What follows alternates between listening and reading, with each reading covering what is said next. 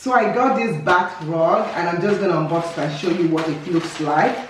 So let's take it out. It's packaged really nicely and just rip it up like that.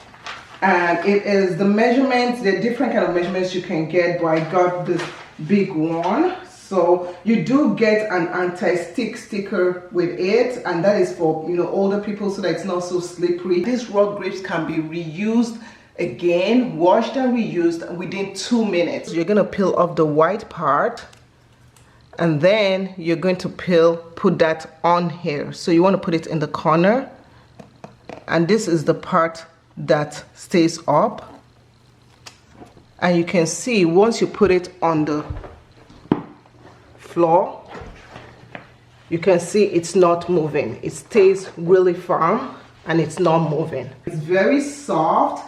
It's very durable, very strong, and at the back you also have a non-slip section at the back. It's so lush. I love the softness it has. My feet is wet, but as you see, it dries it really quickly, and this still feels lush and it still feels soft. So I absolutely love this.